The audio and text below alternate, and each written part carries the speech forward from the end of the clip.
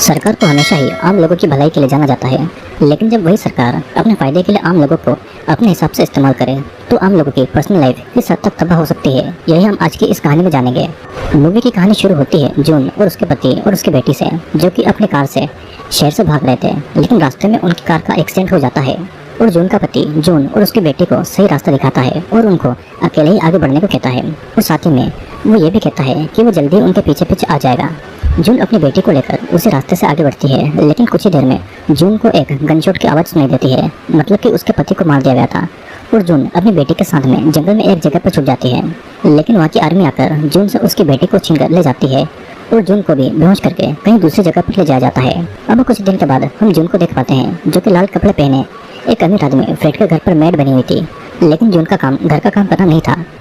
उसको किसी और वजह से यहाँ पर लाया गया था और ये बात मैं आपको आगे बताने वाला हूँ। फ्रेड की वाइफ सेरेना भी जून से कुछ सवाल पूछती है और उसे ये बता देती है कि अगर जून ने कोई भी गलती की तो उसे अथॉरिटीज के हवाले करके उसकी जगह पर किसी और मेड को रखा जाएगा। जून की भी वहाँ पर एक दोस्त बन जाती है, उसका नाम ग्लेनोवा था, लेकिन वे लोग ज़्यादा बात भी नहीं करते थे क्योंकि हर तरफ से अथॉरिटीज़ उन पर नजर रखती थी। वहाँ पर काम करने वाला एक लड़का जून से बात करना चाहता था, लेकिन काम के अलावा और कोई बात वहाँ पर नहीं अलाउड थी। अब मार्केट जाते समय वे दोनों एक गर्ल स्कूल से गुजरते हैं। जून वहाँ पर इसी उम्मीद से देखती है कि वहाँ पर कहीं पर उसे उसकी बेटी नजर आ जाए। अब ग्लेनोवा जून को वहाँ से ले जाती है क्योंकि इस तरह से खड़े रहना उनके लिए खतरा हो सकता है। वे घर लौट रहे थे और वे दोनों एक ऐसे रास्ते से जाते हैं जहाँ पर सरकार के खिलाफ बोलने वाले लोगों को सजा दी जाती थी। वहाँ पर वे दोनों देखते हैं कि एक डॉक्टर जो कि प्रेग्नेंट वुमन की मदद करता था, एक प्रीस्ट और रिलीजन पर बिलीव नहीं रखने वाले आदमी को सड़क पर ही फांसी पर लटकाया गया था और उनकी डेड बॉडीज सड़क पर ही सड़ चुकी थी। कुछ समय के बाद में जून को मेड्स के इंस्टीट्यूशन ले जाया जाता है, जहाँ पर मेड्स को सरकार के हिसाब से डाला जाता है और देश में केमिकल चेंजेस की वजह से वहाँ की वुमेन्स एक या दो ही बेबी पैदा कर सकती थी। अथॉरिटीज़ की वाइफ अब बेबी पैदा करने की हालत में नहीं थी, तो उनकी जगह जून जैसी वुमेन्स को ही दूसरे अमीर फैमिलीज के लिए बेबी पैदा करना होता था और वही बेबीज फ्यूचर में देश को आगे बढ़ाएंगे और इसके लिए उनको अमीर मर्दों के साथ में इंटीमेट होना पड़ेगा और उनको बच्चा पैदा करना पड़ेगा। जून की एक और दोस्त मोरिया भी वहीं पर कैद थी और वो अब पूरी तरीके से वहाँ के हिसाब से डर चुकी थी। जून मोरिया से मदद मांगती है उसकी बेटी को ढूंढने के लिए और मोरिया भी उसकी मदद करने के लिए मान जाती है, लेकिन वो जून को अथॉरिटीज़ के हिसाब से चलने की सलाह देती है, नहीं तो उनकी जान तक ली जा सकती थी। अब देर रात हेना को गर्ल्स रूम में उनके पास में छोड़ दिया जाता है और हेना अथॉरिटीज़ की बातें नहीं मानती थी तो उसकी एक आंख को निकाल दिया गया था। अब अगले दिन जून नहाकर फ्रेड के घर पर जाती है और उसके साथ में बेबी के लिए इंटीमेट होती है। सेरेना भी वहीं पर मौजूद थी और उसने जून का हाथ पकड़ रखा था और वो इस तरह बिहेव करती है जैसे फ्रेड के साथ में जून नहीं बल्कि वो ही इंटीमेट हो रही है। अब रात को हेना नींद से उठकर अजीब अजीब बातें कर रही थी और उसकी आंख निकाल लेने का सदमा उस पर बहुत बुरी तरीके से पड़ा था। जून उसे संभालती है ताकि उसकी आवाज़ कोई दूसरा नहीं सुन सके।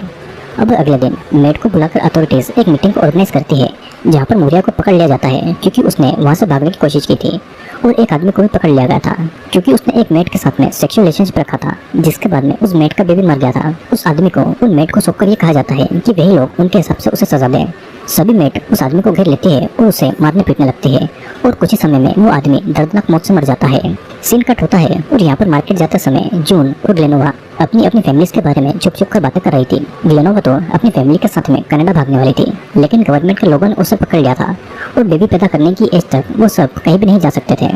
और फिर जून को सावधान रहने के लिए बोलकर ग्लेनोवा वहाँ से निकल जाती है। धीरे धीरे देश के मंदिरों को भी तोड़ा जा रहा था और आम आदमी को मारा पीटा जा रहा था। एक आदमी जून को आकर खबर देता है कि फ्रेड उससे मिलना चाहता है और साथ ही में वो जून को ग्लेनोवा से दूर रहने को कहता है क्योंकि ग्लेनोवा की वजह से वो भी फंस सकती थी।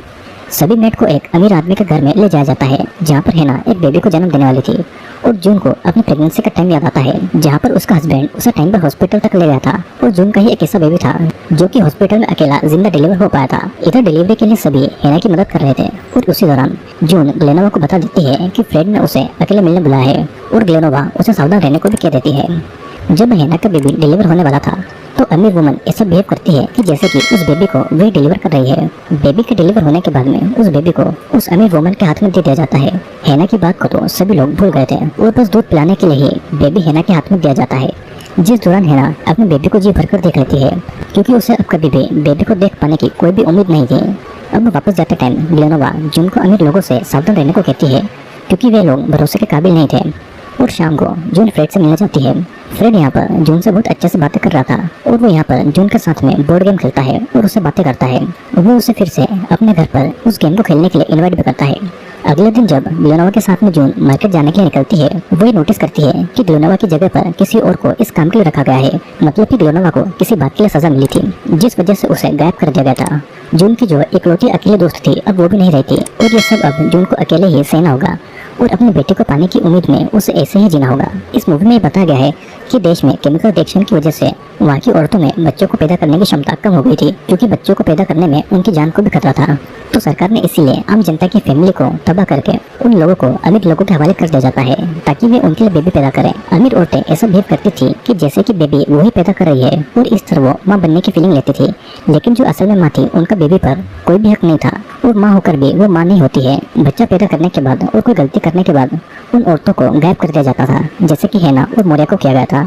जो भी सरकार के खिलाफ जाता था उसे सजा के रूप में मौत दी जाती थी।